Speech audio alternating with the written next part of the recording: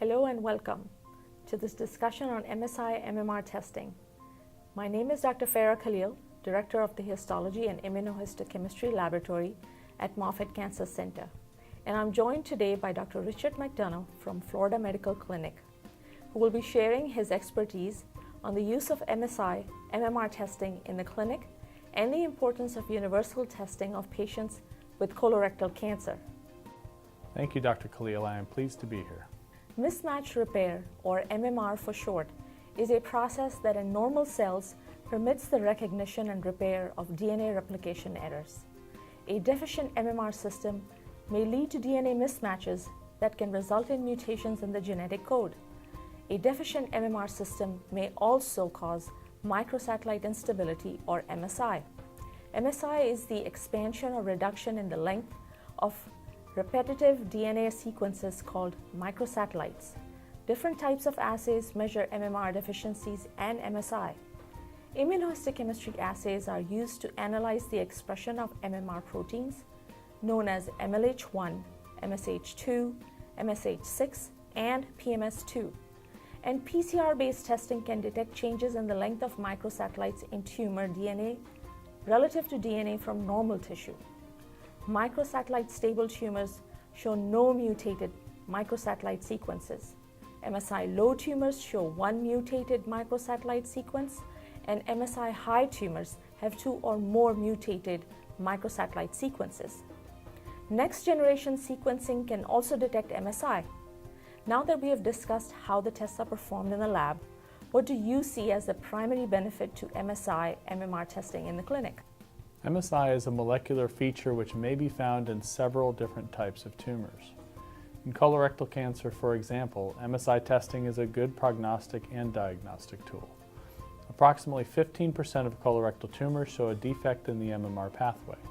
MSI testing, as well as other genetic testing, can also distinguish Lynch syndrome among cases of colorectal cancer.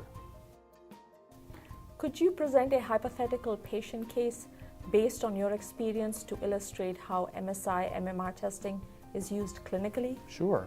Our hypothetical patient is a 67-year-old black male who presents with abdominal pain, a recent change in bowel habits, and fatigue. He has no family history of colon cancer. A colonoscopy reveals a mass in the colon. Histological testing of biopsy tissue indicates adenocarcinoma. At our institution, we request testing to evaluate MSI or MMR status of all patients with colon cancer regardless of family history. Current NCCN clinical practice guidelines in oncology for colon cancer also support this practice. We also order genetic testing, and it indicates that the tumor is MSI high and that there is a BRAF V600E mutation. Because BRAF mutations are typically absent in Lynch syndrome-associated tumors, the presence of the BRAF mutation and the lack of family history may suggest sporadic colorectal cancer. For a patient with a family history of colon cancer, we may order different tests to rule out Lynch syndrome.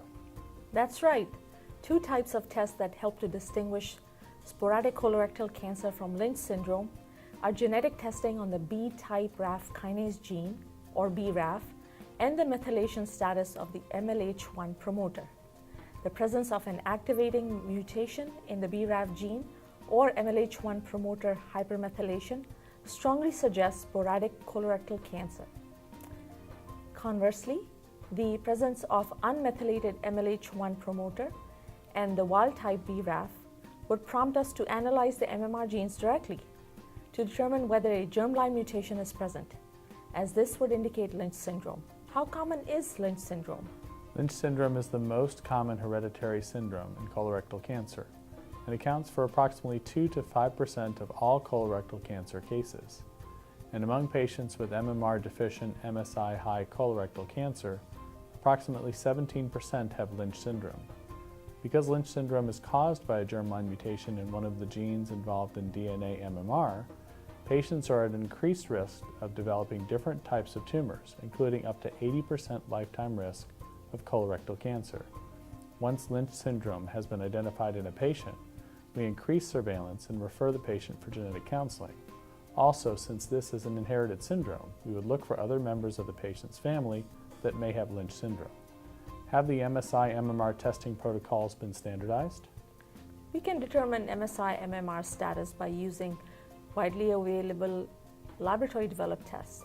And although the different types of tests show high sensitivity and specificity and close concordance, there is some debate regarding the testing protocol. Immunohistochemical staining provides a rapid and cost-effective way to assess the protein expression of the MMR genes. If one of the MMR proteins is not stained in the assay, we can direct genetic testing to that particular gene. Other laboratories may use MSI assays based on next-generation sequencing or PCR. Ultimately, a multidisciplinary team at each institution must determine for themselves which protocols are appropriate. Although current NCCN guidelines recommend universal MSI-MMR testing of all newly diagnosed colorectal cancers regardless of family history, unfortunately, not all institutions follow this practice. Assuring that universal MSI-MMR testing protocols are in place and addressing other barriers related to availability of genomic services might help increase universal testing rates. Is there anything else you would like to share with your colleagues about how knowing MSI status benefits your patients? I would like to emphasize the importance of universal MSI-MMR testing as a diagnostic and prognostic marker in colorectal cancer. In addition, it helps to identify patients with Lynch syndrome. Thank you, Dr. McDonough. It's been a pleasure speaking with you. Thank you, Dr. Khalil.